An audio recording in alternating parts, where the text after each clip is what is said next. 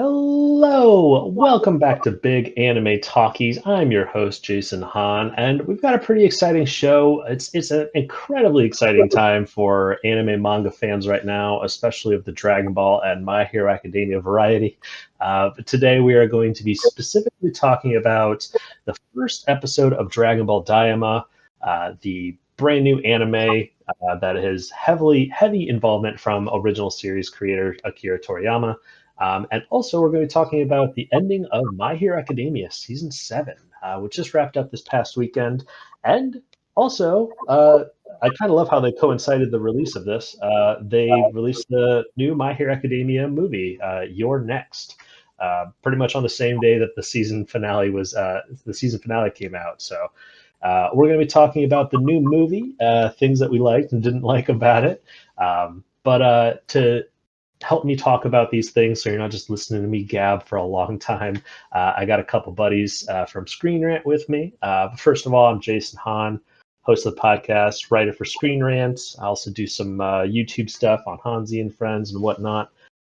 Trying my best to become a professional nerd. And I've got a couple other buddies who also write from the Screen Rant anime manga section. I'm going to go ahead and introduce, first of all, Carlyle Edmundson. He's an indie game developer, author, and kind of a My Hero Academia and Dragon Ball specialist on the site.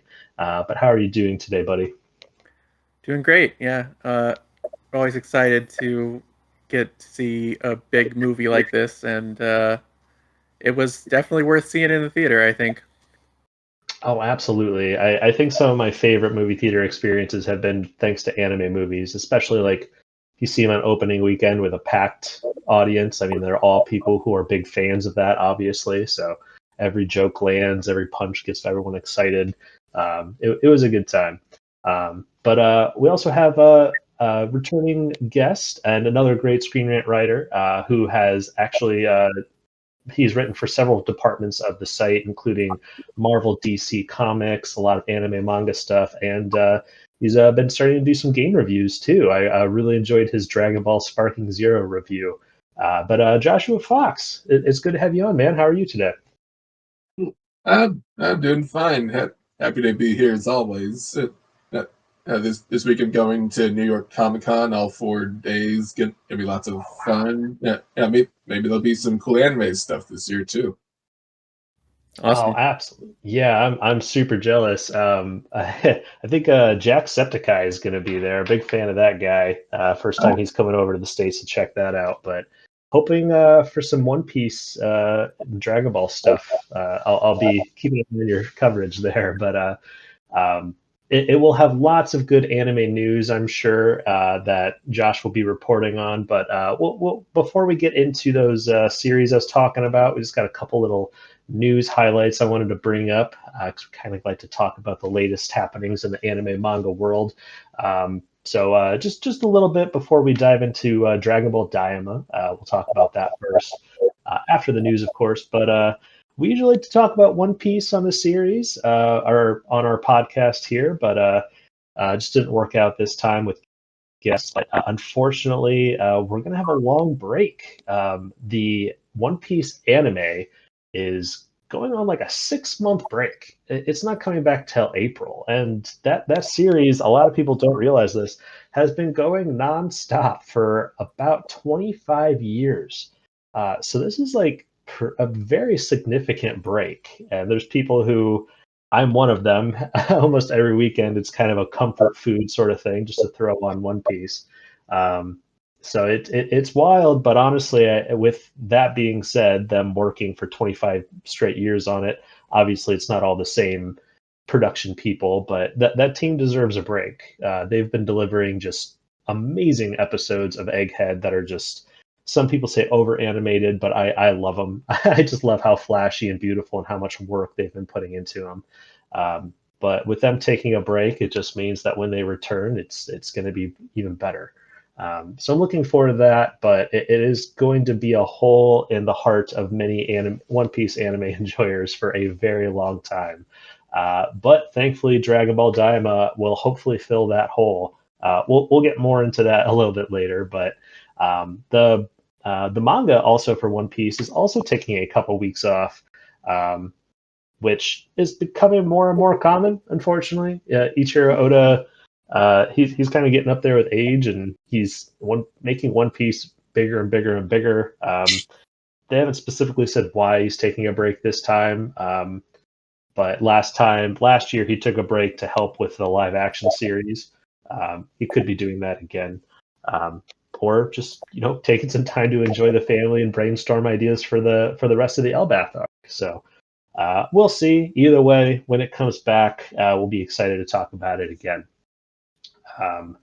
But besides One Piece news, also wanted to bring up, this is kind of another big recommendation we could bring up for the end of the podcast, but it's just such a hit right now. I feel like it belongs in here. The new anime on Netflix, Dan is at the top of the charts. Like one of the within the top 10 new series that Netflix has ever had, and it absolutely deserves it. I unfortunately have only been able to watch the first episode so far, but I immediately understood the hype. The animation has been insane. The creative choices have been great. I'm really enjoying the story so far. It's got a couple things I could gripe about, but maybe we'll do a Dan discussion in a future podcast. But have you guys enjoyed the Dan anime much, or have you had a chance to check it out yet? Yeah, I've been loving it. Like I've been a fan of the manga since day one, and so far the anime is just doing a phenomenal job. Just like bringing it to life, and then some with like all the extra flair they're giving it. It's just been amazing.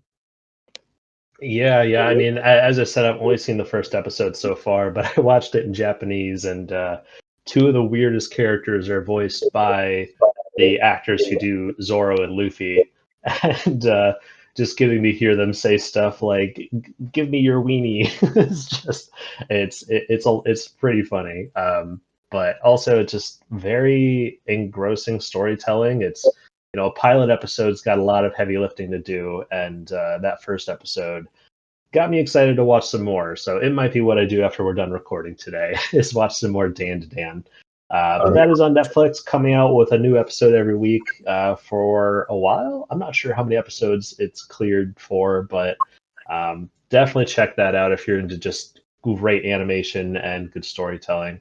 But speaking of great animation and fantastic storytelling, My Hero Academia Season 7 just wrapped up, and it kind of stopped right where I thought it was going to. I really enjoyed it. We'll be talking more about the finale and My Hero Academia in general, but I just wanted to bring up that the season finale has happened, and it ended with a nice after credits cliffhanger saying that the final season is on the way.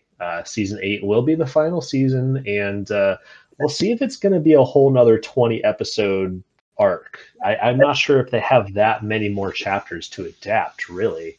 I've got questions about My Hero Academia, but we'll save those for the discussions. But the final season of My Hero Academia, we don't have a release date yet, but they've been doing a pretty good job of getting that series out almost once every year and a half. So hopefully we'll be getting it at the end of next year. But we'll possibly be talking about that when it comes back. But without further ado, that's kind of the biggest news I wanted to let people know about right now. I think we'll jump right into talking about Dragon Ball Daima. The very first episode released last week. We have a new episode coming out every week. They say about 20 episodes around there, hopefully. And honestly, if they are of the same quality of this first episode, we are in for a treat. I was honored enough to be able to do the review for Screen Rant of the first episode. You can check out my review there for some more in-depth details on that. But overall, I was a little bummed that the first episode had a good amount of recap in it, but getting to see it reanimated with stunning animation was amazing, especially like the Boo arc stuff.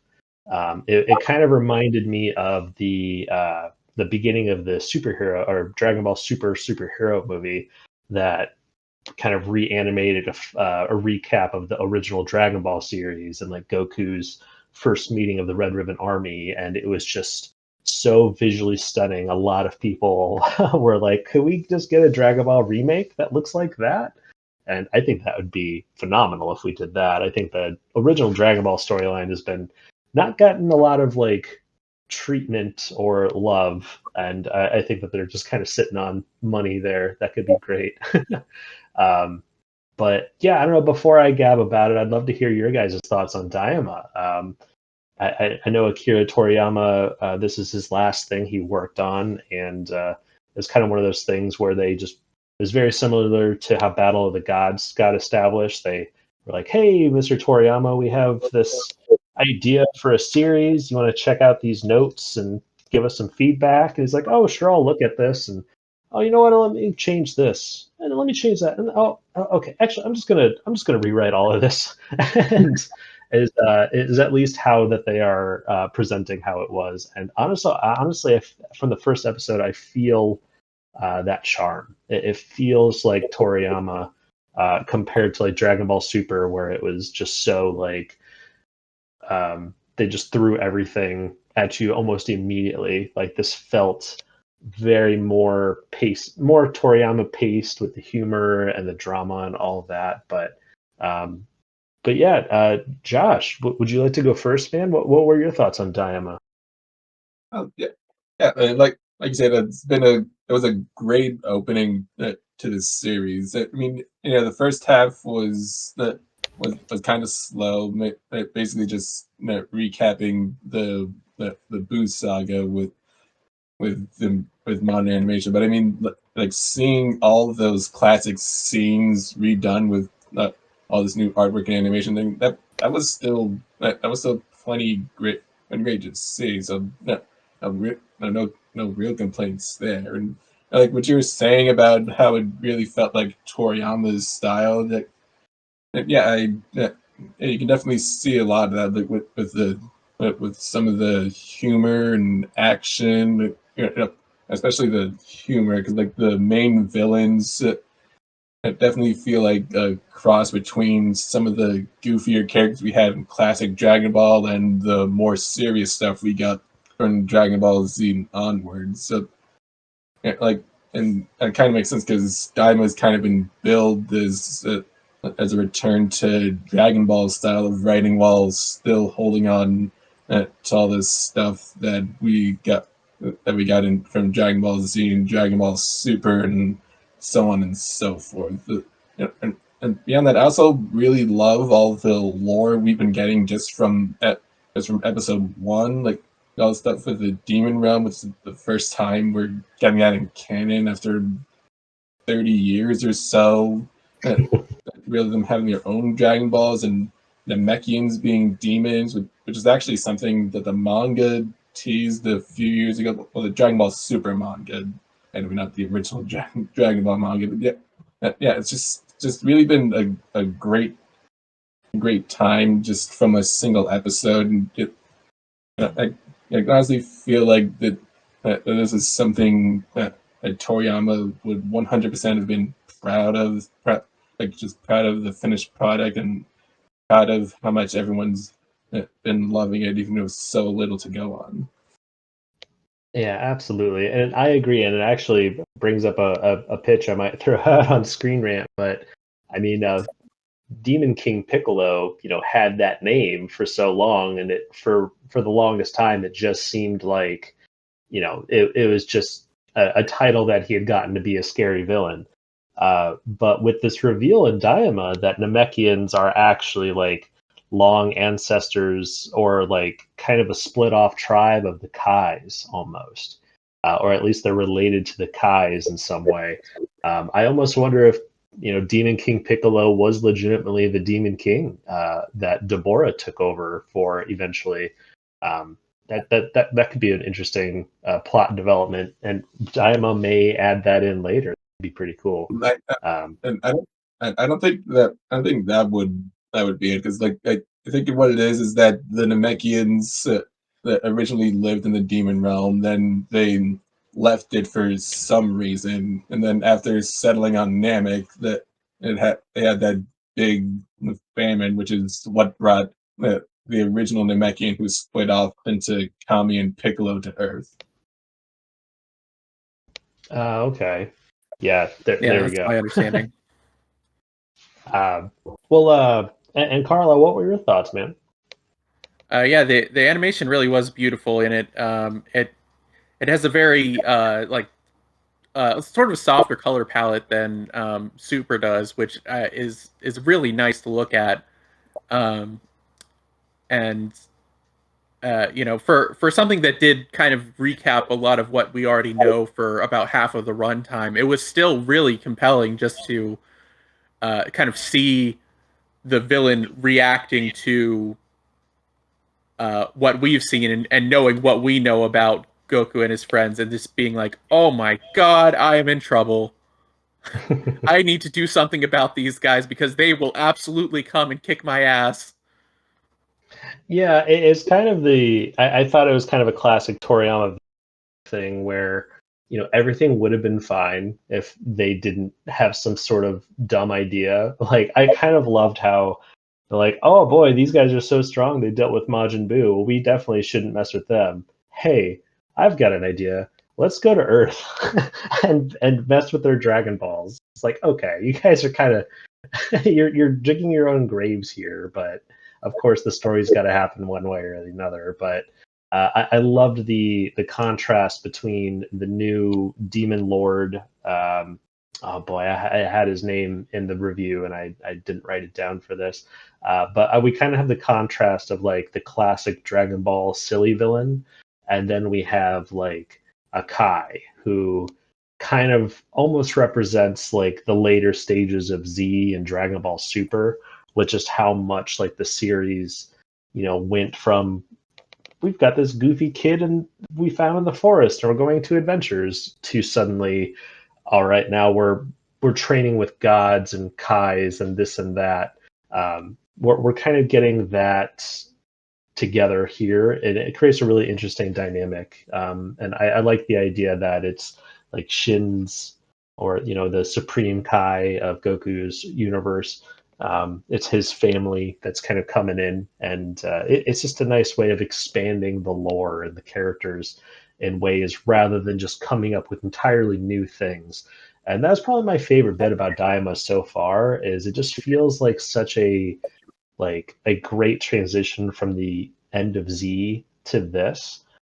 It's an issue that a lot of people had, including me, with a lot of Dragon Ball Super stuff. Was a lot of the storylines were just really disconnected, and they just kind of, happen. While this, the story of Daima is happening because directly of the events of the Majin Buu arc. So it's a much more thorough continuation, in my opinion. So I've been really enjoying that, and I'm excited to see how much more it develops. But the whole demon realm and just setting up like a whole nother facet of the canon that hasn't been explored, but it also doesn't completely it doesn't threaten to disprove everything that happened in Super or even GT. There's a lot of debate of GT's even canon at this point, but there's a few hints that obviously there's more than a couple apparent hints that they're taking some elements from GT into Daima, like making Goku and everybody young. Where we have this whole concept of like demon Dragon Balls now. So there's kind of a hint of like Dark Star Dragon Ball behavior there.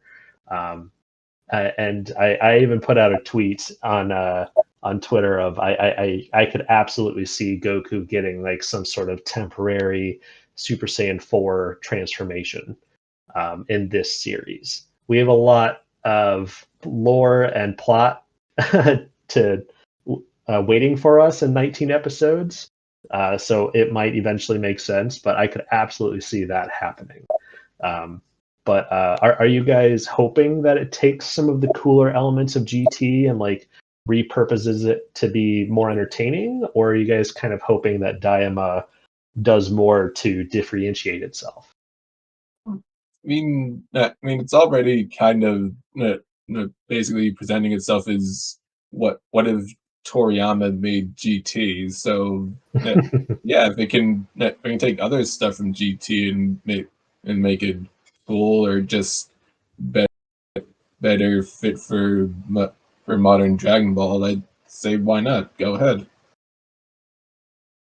Yeah, how about you, Carlyle? Are you a GT type stuff? Because I agree with you there, Josh. I'm for it if they make it work. Yeah, I don't necessarily mind if they bring some elements of GT into this, but I'm not necessarily looking for that. I'd like to see it do its own thing as much as possible. Yeah, absolutely. Yeah, I don't know if we'll be getting any Fusion Dance Super Saiyan 4 transformation, go get a overpower type stuff in this, but as somebody who got the collector's edition of, or had got all the DLC for the new Dragon Ball Sparking Zero game, which is going to have Daima stuff in it, I'm excited to see what sort of characters and transformations spawn from this series that we'll get to play with in that game, which is awesome, by the way. If you're a Dragon Ball fan and you haven't checked that out yet, you should. It's got something for all Dragon Ball fans in there. But yeah, another thing about Daima that I'm really appreciating is it just had a lot more time in pre-production than Dragon Ball Super did, and you can really tell, at least in this first episode. A lot of animes, especially series that come out weekly, which there's not a whole lot of those anymore, just production schedules are incredibly always really tight and demanding because obviously you have an episode coming out every week, so you got to figure out a way to come up with about 20 minutes of fresh animation there. And it looks like our other guest has arrived. We've got our first time guest of Big Anime Talkies, Lauren Malva. She is another Screen Rant writer and also has worked in some graphic design and some film production type stuff. Kind of a familiar background with me, actually. So it's great to have you on, Laura. How are you today? Good, I'm good. Sorry, I'm late. I was out for a walk and missed the time, but I'm here now. How are you? Doing fantastic. We're just kind of in the middle of Daima, but after this, we're going to talk My Hero Academia Season 7 finale and the movie. So I hope you are excited to talk about those things. Yeah, I sure am. Excellent, excellent. Well, did you get a chance to watch the Dragon Ball Daima? I haven't watched that one. Actually, I think I am one of the few people in the world that have never watched Dragon Ball ever. Okay. Well, you have a lot of entertainment ahead of you if you ever. So, but yeah, we'll be wrapping this chat up in a little bit, and excited to hear your thoughts on My Hero Academia once we get there. If you want to chime in then, with Dragon Ball Daima, the production just had a lot more time to work on it. And with it only being 20 episodes, I'm really hoping that a lot of the work has already been done. But apparently, Akira Toriyama, played a big role in writing this series. He did a lot more than just giving character designs. So we'll see how much of his influence carries along through that entire series. But with the first chunk of that episode being mostly recap, and then the whole rest of it being, just world building and setup, I can see how some people were a little, some people complaining about the first episode mostly being recap, and I don't know. I thought it really built out the lore significantly. We got a pretty cool Goku versus Vegeta fight. Overall, I was pretty happy with it. I think I gave it a 9 out of 10 on Screen Rant.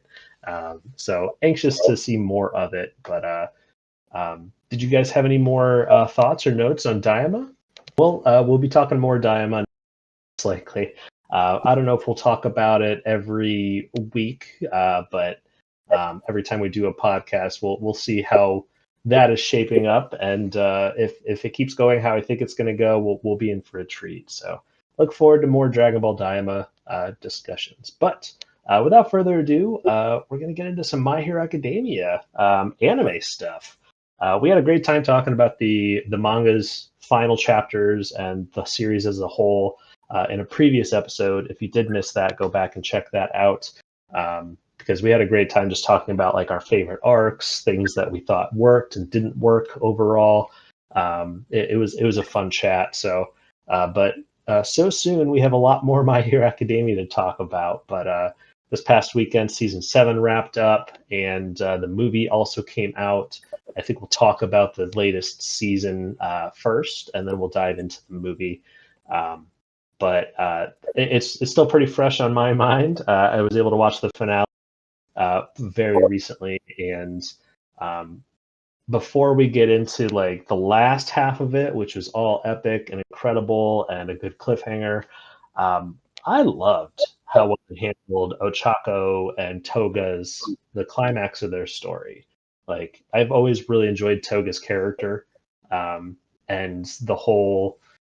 I think she represents the League of Villains in a way that a lot of other of those characters don't. Just with the whole, like she grew up with a quirk that she can't really control, and it's looked down upon much like the heteromorphs in the series, where they're just born that way, and that's just who they are, and people don't want to accept it. And so she's kind of putting a mask on, or was pressured to put a mask on and hide who she is and her personality. And she finally found somebody who's willing to accept her for who she was, Ochako. And it was just the score and all that stuff. I mean, Horikoshi's art, anything with Toga, I just love the design of her character, and everything just worked really, really well for it. And they knocked that scene out of the park. But that's been kind of a constant with season 7. I think there's so many huge, impactful moments, both physically and emotionally. Big showy fights and this and that. Just a lot of like really interesting character development and things getting revealed and storylines coming to their conclusions there. But season 7 did a fantastic job, and the final episode there, All Might versus. I mean, I as soon as Armored All Might happened in the manga, I am very anxious to watch it dubbed to hear Christopher Sabat's All Might doing a lot of those lines, and just on how it takes the quirks of his class, or of class 1A, and he's using their inspiration to help him fight, and it's just coming full circle. And I'm getting tingles. It was just so well put together and orchestrated. But Carlyle, what are some of your thoughts on how this season handled things and its ending? I feel like this season really improved on the manga a lot. I tend to feel like that in general, but with things like the music and the performances, it really does add a lot to what was happening, such that some of the moments that didn't quite land as hard as you might have wanted them to in the manga really did come across better here in the anime. Some of the things like Dabi and Toga that we've already gotten to see really it just worked. It just really worked well. Yeah, I think that was kind of the crux. And back when we did the Mega Manga Mondays podcast, and we were talking about these events in the chapters as they were coming out, there were some of those events that just felt really impactful, but they just didn't come off as impactful from the page in ways that I think that the anime was able to convey with the proper timing and the dramatic pacing and the audio and the performances, as you said. So it worked really well. I thought the whole scene with the heteromorphs in the hospital and everything was a lot more enjoyable and a lot easier invested in the anime compared to the manga. Because I remember when that came up in the manga, we were like, it feels like it should have been let up more, or it felt like it kind of came out of nowhere there. But yeah, I totally agree there. Laura, I'd love to hear your thoughts on What are your thoughts on the newest season and how well it ended? Well, first of all, I completely agree that some things have hit harder now in the anime, and I do think the music plays a big role on that. Like the composer Yuki Hayashi, he has done a great job in this season, and I don't know if it has happened to any of you that, well, for example, when I was reading the manga, since I read it week by week as the things were happening, I didn't really get like the full scope, like the full picture of things. So when this Ochako and Toga fight happened, the first thing I thought was, wow, Ochako really saved the day. Like when she stopped all the twice close and everything, she really did a big thing. That's something that I didn't catch up immediately when I was reading the manga. So I thought that was really cool. That was truly a great fight. Maybe my favorite in the season. Yeah, absolutely. I mean, especially just I think that they built up that relationship so effectively. Like this is probably the third or fourth time that those two have had like a proper exchange, and each time it's just escalated and escalated and escalated. And it eventually escalated to the point now where it was like a global threat. Ochako was Yeah. in charge of handling because everyone else was just so busy trying to stay alive. Um, and it really like speaks to like the influence that Deku had on Ochako too. I really like the idea, and there's so many animes that have started to do this now, where it's not just like, oh, I've got to beat the bad guy and then it's the end, happy ending. These characters are like not just trying to beat up the bad guy; they're legitimately trying to like reason with them and change their concepts and their thoughts and get them to understand. They're trying to get these enemies, these characters, to grow, and it's just such a like a refreshing depth of storytelling that I'm glad newer stories have gotten to. Because I mean, don't get me wrong, I love big strong bad guy needs to get punched in the face super hard, but it's very nice to have this amount of depth and without for listeners who haven't read the final parts of the manga yet. I don't want to get too much more into it, but I really enjoyed just Ochako's character writing. Like it's so rare that we get a female character that is so layered and in a way I'd say one of the deepest characters in the whole series. Just because as one of my issues with My Hero Academia is we have like a dozen class A members, and then we have a whole nother group of students in class 1B, and then a whole nother school. And just trouble is when you have a series like this that has so many characters, you don't have the time to like give them each deep storylines and character arcs, and you don't get to see them develop quite to the way that we saw with Ochako. I'd say Ochako probably had some of the best development, and Toga also had just fantastic development as a villain. Yeah, I loved it, and of course the visuals were just amazing too. Something I don't think a weekly anime would be able to do very well. So yeah, it was emotional AF. Yeah. But yeah, besides the Toga and Ochako, the last half, we finally got to see All Might standing before All for One once again. And if any fans of the series know, the last time these two got together, it created one of the best moments in the entire franchise. I would say the United States of Smash Punch is still, I think, a lot of people's favorite scene in the entire series. And so with All Might, not having any quirks or abilities and using this highly advanced support gear, we got to see him just kind of go all out in a way we haven't seen. And you think it's like from a point of desperation, but he even says like, I never join a fight with the intent of losing. Like, just like, oh man, I love you, All Might.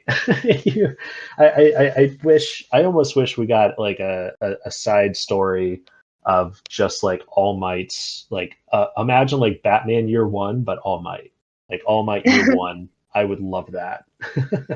Yeah. But what were your thoughts on the adaptation of Armored All Might? But for me, well, I don't especially love CGI, and that one was a bit chunky.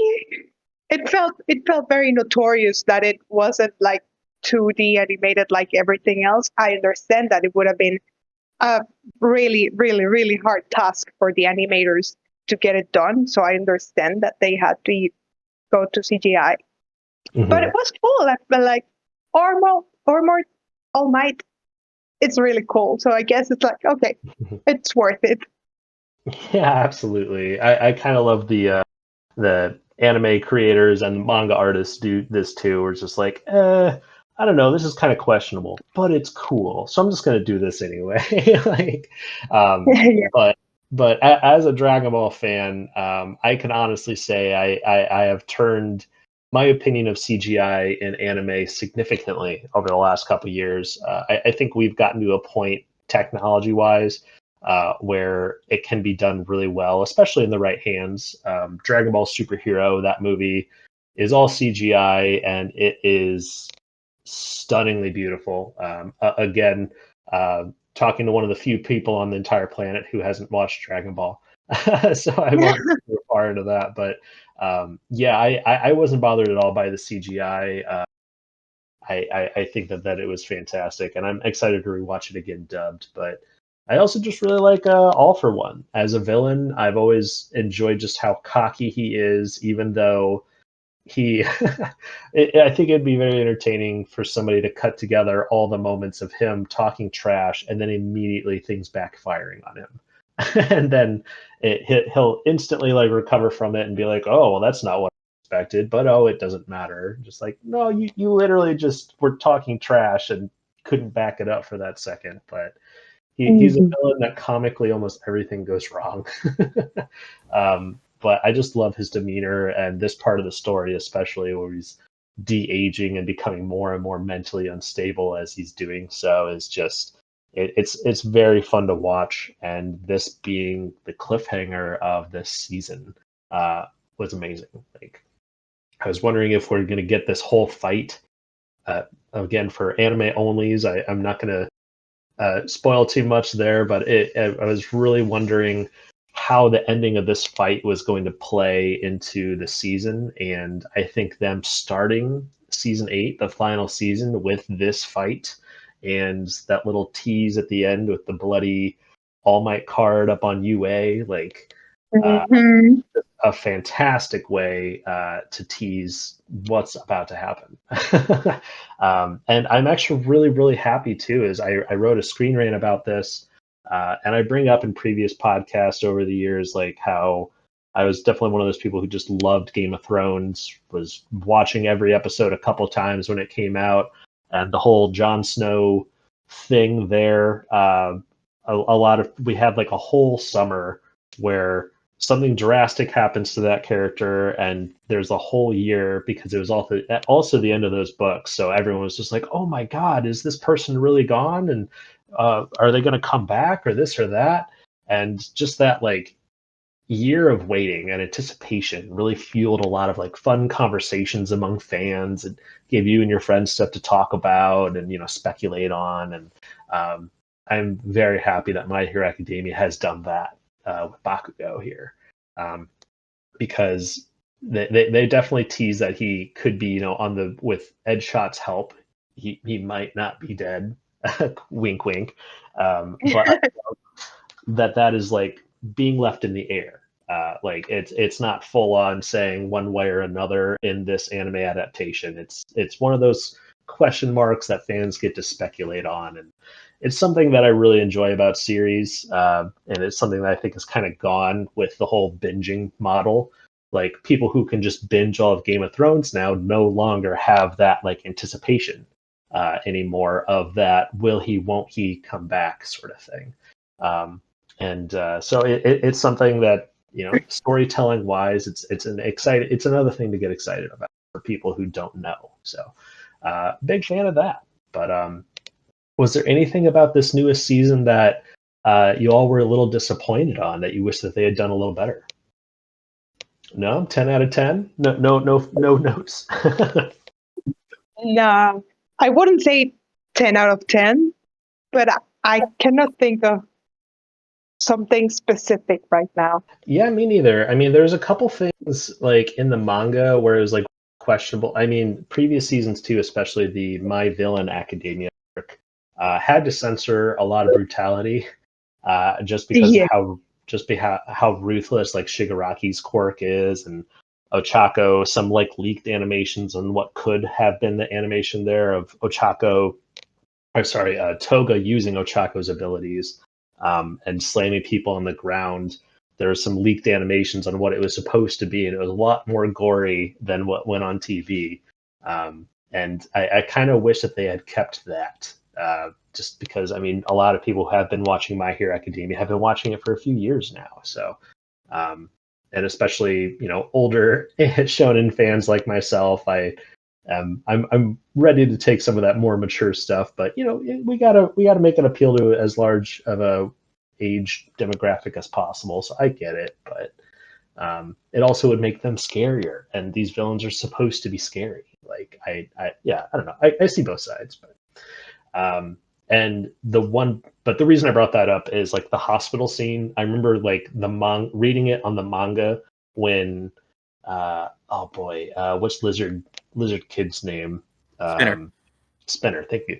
When Spinner like gets to the hospital, there's like a scene in the manga where like a bunch of doctors and nurses are like lined up to stop him. Like they're like, you have to get through us if you want to go do any more damage to this hospital. And the manga, the way that it framed it, made it seem like he charged through them, and he just snaps into like his head of like, oh, I'm just a kid joyously running, everything's great and wonderful. And you kind of have this context of like, that's what's going on in his head, while in reality he's actually just tearing through all of these like good people trying to make a difference. And that was like the perfect character writing, I think, for Spinner. Like, his whole thing is wanting to avoid being called a monster, and he wants to prove that he can be a good person and is a valued person in reality. But much like, other good, I'm trying to think of the narrative term for it, but a negative character arc, essentially. He turned into the monster he was trying to prove that he wasn't, and that would have really driven it home. But I guess we didn't need it. Again, it's one of those things. It's like, that would probably be a little bit too graphic for our children demographic here. So, so the censorship isn't totally gone, but at the same time, I think it was more creatively done this time around, rather than the My Villain Academia arc, where they're just like, oh, let's just like silhouette everything. So then you don't really see how awful it is when Shigaraki disintegrates a group of people. So more blood. And his dog. And his dog. Oh my God. Was that season or was that last season? No, I think it was season 5. Yeah. And yeah, we might be getting some more Shigaraki stuff in the final. Well, we will be getting more Shigaraki stuff in the final season. But yeah, those are kind of my thoughts on the finale. So, and we'll definitely be talking about it when it comes back. Hopefully, we'll see. But any more thoughts on season 7 of My Hero Academia before we go into chatting about the movie? All right, sounds like everyone's ready for My Hero Academia's 4th movie. Officially came out last Friday, which was October 11th. Also the same day Dragon Ball Sparking Zero came out, and also Daima. So it was a busy weekend for anime fans. Also, Dan to Dan is just destroying the charts with popularity right now too. So it's an exciting time. But this movie ranked number 8 in the U.S. box offices. I didn't see how much money it specifically made, but it's always nice to see when anime movies do well in the box office, it's kind of a sign that general audiences are warming up to this art medium that we used to get made fun of for liking. So it's kind of I'm trying to think of the term, but it's essentially saying, no, this is okay, this is cool, this is acceptable.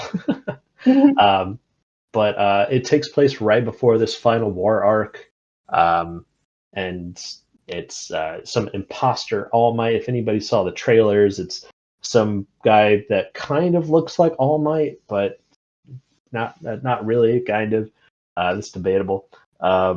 Claiming to be the new symbol of peace and of like all big bad guys who aren't exactly entirely well thought out. They say this while destroying and possibly killing a bunch of people.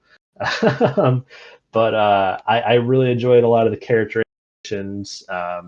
My personal ranking, I think that this is probably my second favorite My Hero Academia movie. The first one for me is just so well written, and getting to see Deku and All Might team up at the end was just very difficult for a lot of the franchise to top, in my opinion.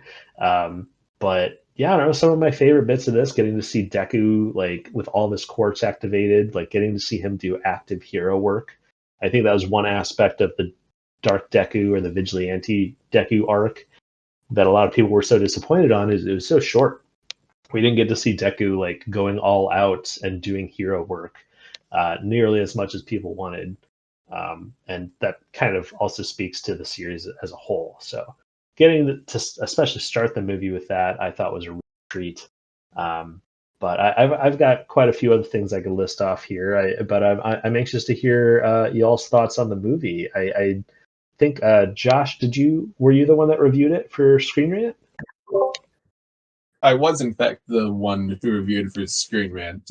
Yeah, I really liked how the movie the movie played into the themes of season 7 and just where the final arc of the story was going in general. Like how people have to make a change for society as opposed to just keeping things the way they are.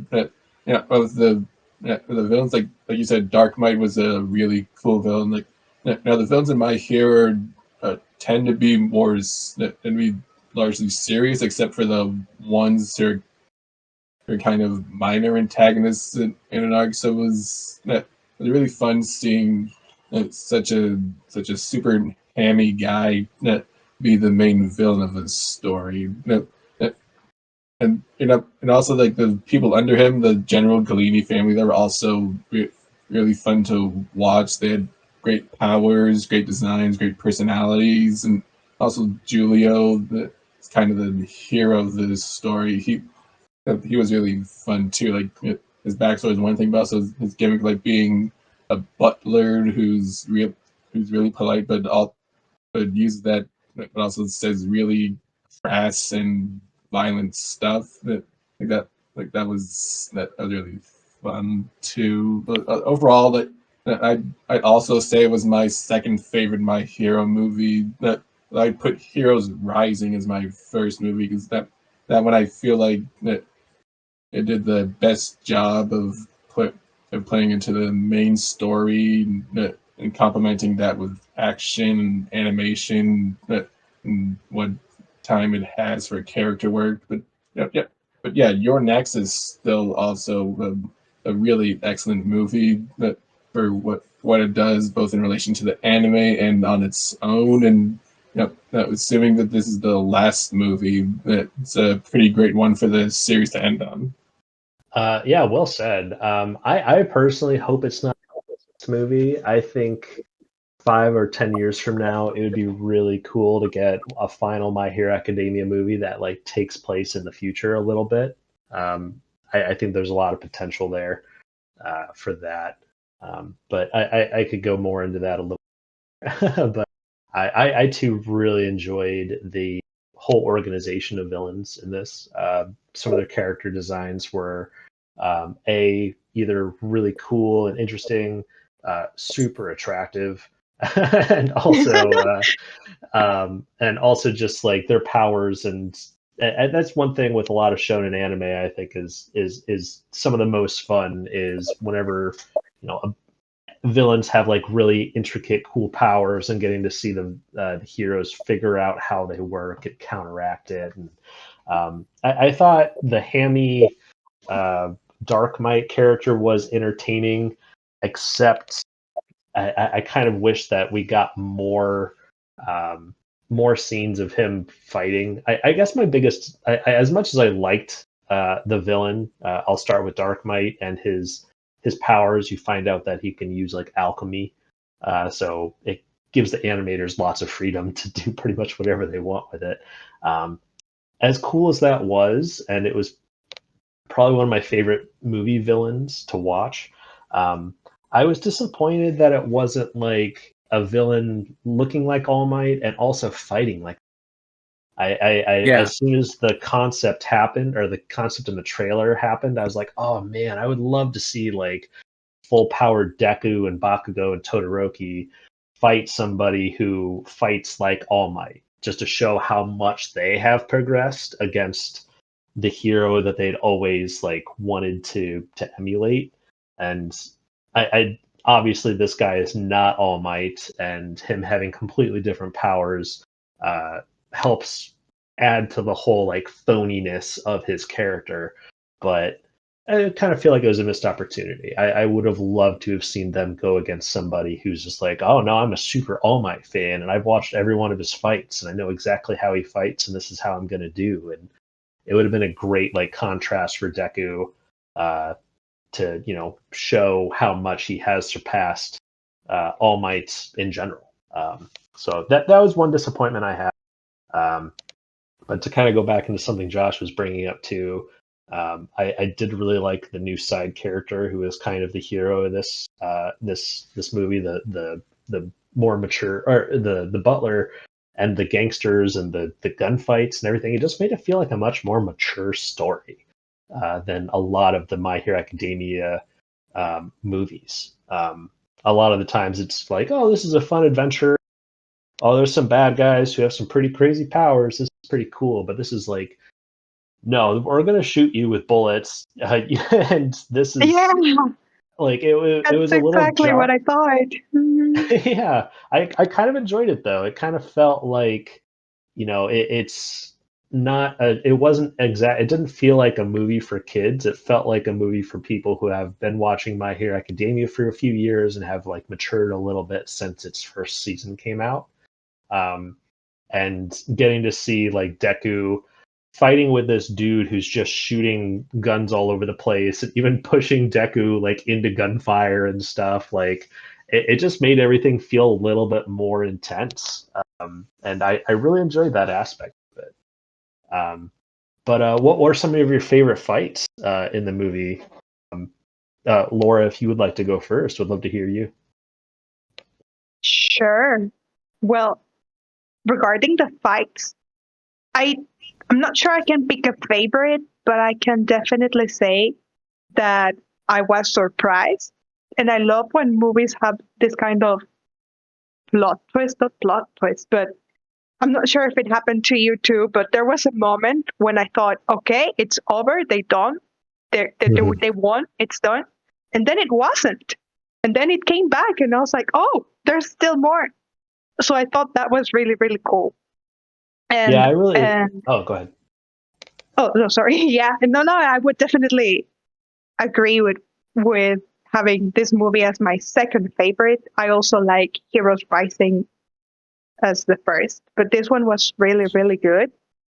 And yeah, like Julio is just the best. It's not. I'm completely unbiased opinion, but he's just wonderful.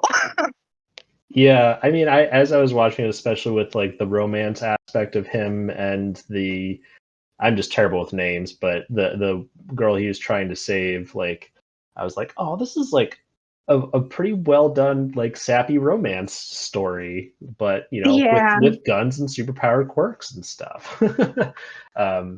But I too really enjoyed that part in the finale where Deku does a really cool move and it seems like the bad guy's done, and I was even like, okay, this is a pretty good movie. Like I was getting ready to get out, and even with that, I was like, that was a fun movie. I'm a satisfied movie going watcher right now.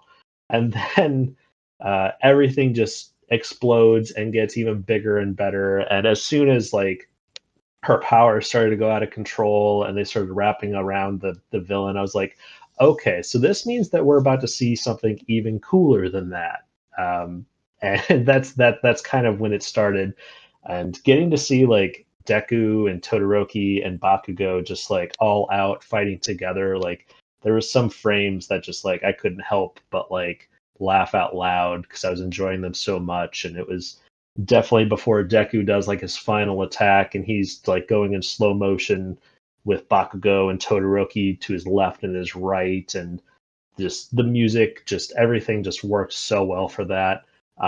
I enjoyed it more than the Heroes Rising climax, actually. Like the Heroes Rising thing where Deku and Bakugo are both like 100% all for one was an amazing sequence, but for me, it was all like kind of ruined when all the sound in that movie, the second movie, it ends with like them using their full powers, but then the sound effects go away and it's replaced with like a really soft Japanese song, and it totally ruined it for me. Like it took me out of the experience, and it like kind of it's one of the reasons I'm not a huge fan of the second movie compared to other people. And I'm glad that didn't happen in this one. Like we got, I think they used the "We Say Run" or what that that or "You Say Run," the My Hero Academia song that is everyone says is the greatest song ever made. It was like a rendition of that playing with the sound effects and Deku doing like overhaul type stuff where he's hitting the air so much it's creating like air cannons towards the final villain, and I loved it. Except I thought like the final sequences were really hard to follow in this one. Like I don't know if it's just me getting old, but when it started snapping into like black backgrounds with multiple colored walls just appearing out of nowhere, like I'm not 100% sure what's going on right now. I was kind of hoping what we were saying earlier, it would have been great if just the CGI monster all condensed into like an All Might type figure, and then they had to fight like an All Might character who fought like All Might. It's kind of what I was hoping for, but instead we just got a giant hulking monster. This is like, no, I'm super strong, but he didn't really do anything. He just got hit a lot. Yeah. So I was a little disappointed on that, but I mean, it is all still just beautiful, and I'm excited to watch it again, especially with the. I watched it on dub, so getting to watch Christopher Sabat's All Might get into an argument with Dark Might. It's just Sabat arguing with himself. I thought he did a great job. But yeah, let's see. Those are the two things I didn't love about the movie. Was just the imposter All Might not fighting like All Might. Feel like that was a missed opportunity. Tough battle was the final battle was a little tough to follow. But yeah, I know I'd asked Lauren what their favorite battle was. How about you, Carlyle or Josh? You guys have any favorite moments you'd like to talk about? I wanted to go back a little bit to, you were talking about you were a little disappointed with Dark Might. I think I agree with that, but I think it's a little bit different because what the premise of the movie and what the initial information that we had on it when we first learned about it about a year ago was that this might be a character who was sort of maybe an anti-villain, not necessarily like a full-on maniacal villain like Dark Might actually is in the movie, but that this might be a character who is like misguided, somebody who's trying to be a vigilante in All Might's name and not really understanding what All Might stood for, or perhaps maybe understanding it a little too well and taking things to an extreme, and just have this character who is very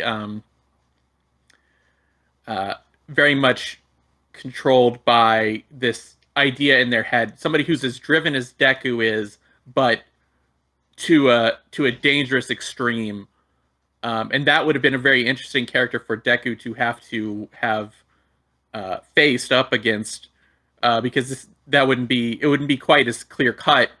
Maybe this other version of Dark Might would have been somebody who was, dealing with crime and handling it, but was doing so way too violently, or was, as we kind of, they give a little bit of lip service in the movie, where it's like, All Might wouldn't do this. He wouldn't be attacking you without just, indiscriminately, without worrying about the safety of the civilians around him and things like that. But there's really only that one sequence where that happened, and that was him killing one of his own minions who disobeyed him. So it wasn't really like he was doing any kind of crime fighting. I think it would have been more interesting to have Dark Might as a vigilante type character than what we did kind of end up with. Although what we ended up with was still pretty interesting and funny.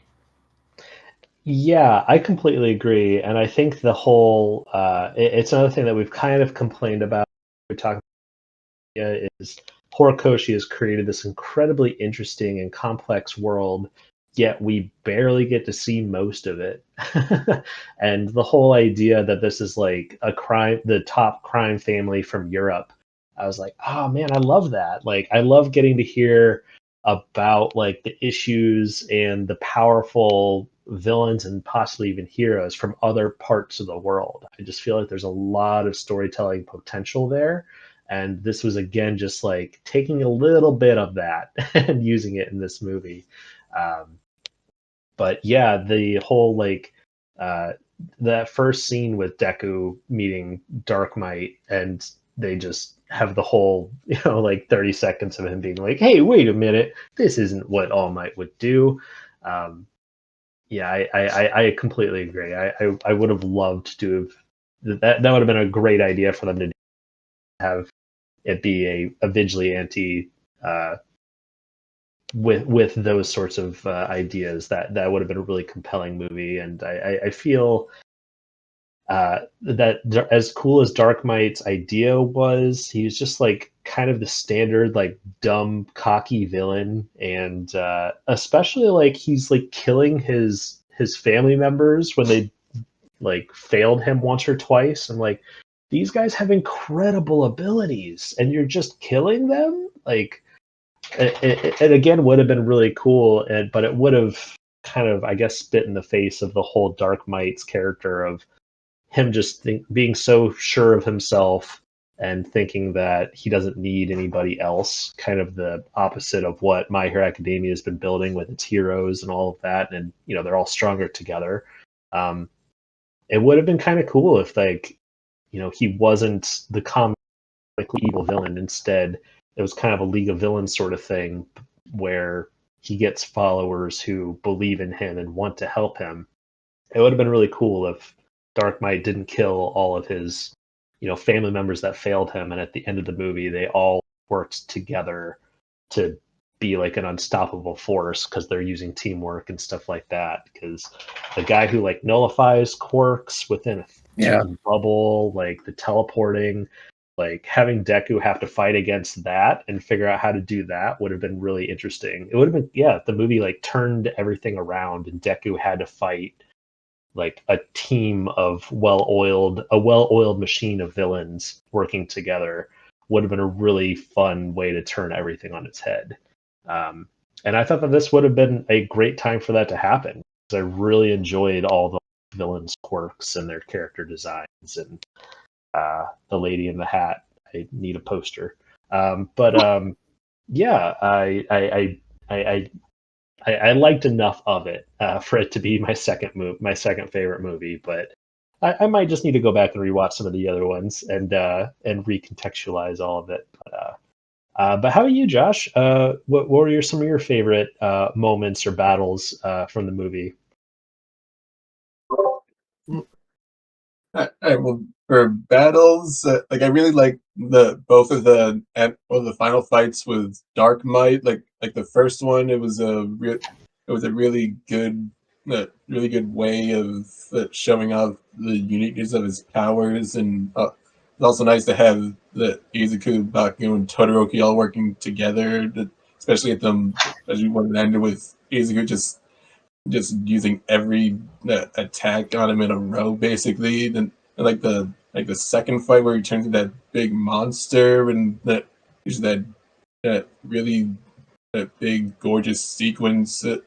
Everyone using their strongest attacks to finish him off. That was also nice. Another fight I liked was earlier in the film where Izuku and Giulio are fighting Paolo, the guy whose quirk lets him negate quirks in a specific area. It was cool seeing all of Giulio's different gadgets and guns and whatnot, and also Paolo's quirk made Izuku have to fight in a more creative way that we don't really see all that much in the where the series is currently at. It was really nice seeing the fight with a little more ingenuity to it, and also in general for general moments I really liked it. Really liked that they threw Mirio into the climax of the movie. Like this was his first time being in a movie, so it was nice getting to see him, giving him a chance to be a hero for everyone. That really did a good job playing into his arc, where he's constantly having constantly feeling inadequate compared to how powerful everyone else is. And I also really like Giulio's backstory, just seeing the way that all played out. That did a really good job of fleshing out his character, making him seem like a real tragic figure, and just someone written very well in general. Those are the fights and moments that really stood out to me more than anything. One more thing I forgot, that when Deborah was using her quirk on a bunch of the characters, making them live out their fantasies, like how we saw Todoroki that with his entire family, the parents are still together. Toya didn't die, quote unquote. He doesn't have his scar. Also, then we see Ida with his brother, who wasn't crippled by Stain, and then Shoji, he's playing with the little girl who he tried to save when he was a kid. Like, and those were just some really great moments. And Brock. Oh yeah, 100%. Bravo on the movie for putting that stuff in. Yeah, I completely agree. It was really hard, especially the scene with Todoroki, and like when it snaps back to reality and you just hear him like saying like, "Oh yeah, I think I'll have soba," and it just kind of goes into like his like final conversations with Dabi, and I love just that little bit of character writing in there. Like goes a long way for people who notice it, and I loved that too. And Miario Lemillion is probably one of my top 5 characters in the whole series. And I guess I was a little disappointed. Like I loved when he showed up, and I really wish that he would have gotten like a more proper fight in the series. But you bring up another moment that was one of my favorites in the movie. You just reminded me of actually, and it was involving Lemillion when he's like getting ready to help fight.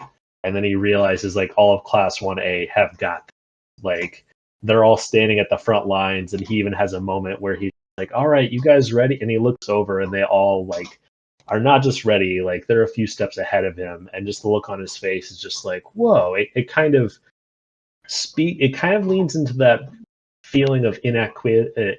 I can't say a word right now, but of Lemillion feeling like he's lacking compared to others.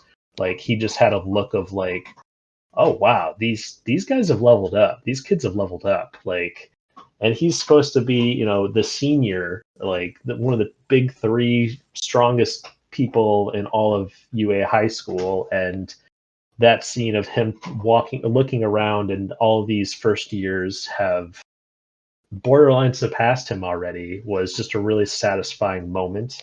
And that goes doubly for Deku. Like his first scene when he's chasing down those like crooks on the highway scene and all that, really cool. But just like when I saw that, I just couldn't help but think back to season 1, like Deku just being that scared kid who's got this incredible power he can't control without horribly mangling his arms. Going from that to like him jumping out of the van and Tape Dude being like, "Oh, do you think you can make it in time?" And he just confidently looks at him and he says, "Yeah," and then just instantly zips to it and takes care of business. And I went to go see the movie with D-Box seats, so it's like programmed to vibrate with the movie and shift a little bit. And, I went to go see the third My Hero Academia movie with that. One of the coolest experiences I'd ever had. As much as I didn't love everything about the third movie, the final fight with him against the Reflect villain, when Deku does that like slow motion punch where you just see his fist getting faster and faster and faster while he's trying to negate the reflection. My D-Box seat also did that, so it was just like boom, boom, boom, boom, boom, and just got like faster and faster and faster. It was one of the coolest movie theater experiences I'd ever had. And this movie was also a lot of fun with D-Box, so if you're able to see it with that, I highly recommend it. That was another moment I really liked too, was the villain who can like create the bubbles that slow down time, essentially. As soon as that got revealed, it's like, oh, I bet Deku's going to have a cool moment with his like overdrive quirk, because it's specifically made to try to counter that. And that did not disappoint. That moment was really yeah, I think that's about all I've got on My Hero Academia. You're next. Was there any other like favorite bits or things you're disappointed? Any other thoughts on the movie that you all have before we sign out for today? I just thought that a lot of the characters remind me of other characters of other animes. Like, well, first of all, I couldn't help but think of Full Metal Alchemist because of the name of the song, and that Julio is missing the exact same limbs as Edward Elric. And I was like, oh, Edward, hi, welcome back.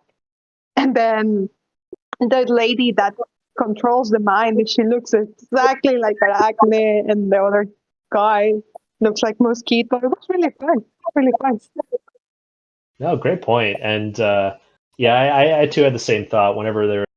As soon as it said that, he almost started using a lot of stuff that Edward used consistently, just with giant pillars suddenly turning into huge spikes, and it was a lot of fun. And the whole connection between Julio and that, I didn't even think about that. That's brilliant too. But yeah, I thought that was really good and fun. It was a great time, and anybody who has enjoyed My Hero Academia should definitely check it out. I thought it did a good job too of not like spoiling too much. Like, I went to go see it with my younger brother, who is not all the way caught up. He's a couple seasons behind. But other than like getting to see Deku's extra quirks, I thought the movie did a great job of being a fun and engaging story that didn't require in-depth knowledge of everything else to like fully get what was going on. It was fun. Yeah, I think we'll go ahead and wrap up this episode of Big Anime Talkies. If you've listened to this far, thank you so much for listening. Please like, comment, subscribe any way that you are enjoying this.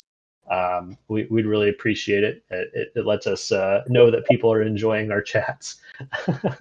Also, if you have comments available, if you're watching this on YouTube or whatever, would love to hear your thoughts too. Want to hear what you thought about Dragon Ball Daima, My Hero Academia's Season 7, and of course the movie. We all had a great time watching it, and I look forward to talking about the next exciting anime movie that comes to theaters. Maybe it'll be Demon Slayer. We don't have a release date for those final 3 movies yet, but those will be a good time, I'm sure. Again, also want to thank my guests. Thank you, Joshua Fox, Carlyle Edmundson, and Laura Maya. Thank you for your time. I think we'll go ahead and start with Josh. I don't know if you have any plugs or recommendations, anything that you think people should check out. And of course, would also love to hear of something you've written recently that you think more people should check out. For stuff I've written recently, like we talked about earlier in the podcast, I wrote a Screen Rant's review for the My Hero Academia movies. So if you want to check that out, I enjoy that. Was pretty proud of it. And as for other stuff like manga and anime, there's this new manga that out on Manga Plus called Yatara. It's about this demon who's come to Earth to feast on children and humanity in general. And after tasting his first children, it was just his family of three who are really poor and sick. That like he realizes that like when he tastes how awful they taste, it he decides to raise them as a family to make them healthier and just make them healthier and just generally better people. So that way, when he finally does eat them, they'll taste way better than they did before. It's one of those stories that it's very dark and macabre, but also at the same time that it's somewhat wholesome. There's only one chapter out right now, I think, but it's looking to be pretty good, in all honesty. That sounds fascinating, and I haven't the series out, but I've heard great things about Assassination Classroom. It sounds kind of similar to that concept a little bit. Am I wrong?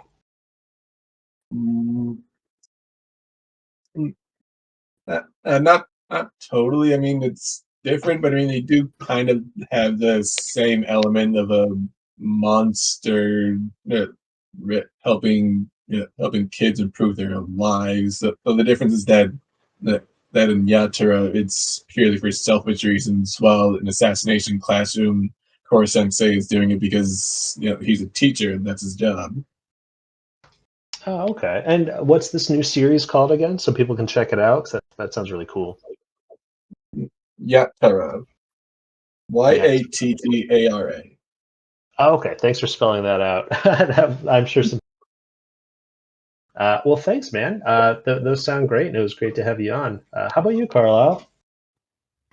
Don't really have a recommendation, but I did write like 5 articles about the movie, the My Hero Academia movie, and explaining various aspects of it. So if there's anything you didn't understand about the movie, go check out one of those articles, and you can hopefully understand a little better what happened.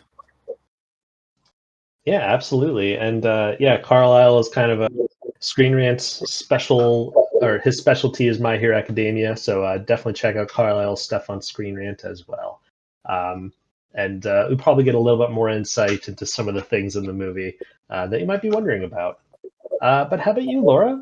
Anything that you've written specifically that you want people to check out, or new anime or manga or movies or anything you'd like to recommend? Yeah. Well, I have written about Windbreaker. I wanted to make something about the announcement of season 2, but I couldn't manage to do it. But anyway, I think people really should watch it if they haven't watched season 1 already. When I started watching it, I liked it so much that I started reading the manga immediately, and I love it. I mean, it's my kind of series. Cute boys being wholesome, but also a little violent. So it's great. It's great. I recommend it a lot. Young cute boys being violent is manga's bread and butter. So that sounds great. I've heard a lot of good things about Windbreakers. It's one of those series that kind of came out of nowhere. I thought, like, when the anime first started, everyone was like, oh man, you got to check out Windbreakers. And just, I don't know, I grew up always hearing like, oh, did you break wind? Like, it's just, anytime I hear about that, I just think it's a show that should be about farts. But I'm glad to hear that it is not that. It is something more engaging. So, but check out Windbreakers as well. But also, thank you, Laura. It is your first time on Big Anime Talkies, and I hope we can have you on again. Sure, it will be my pleasure. Awesome. Well, that'll do it for this episode of Big Anime Talkies. I think next week we might have some exciting stuff to talk about as well. But as I said, if you subscribe, you can keep up to date on whenever new episodes are out. But this is Jason Hon, host of Big Anime Talkies, and I had a great time talking with y'all, and I look forward to the next one.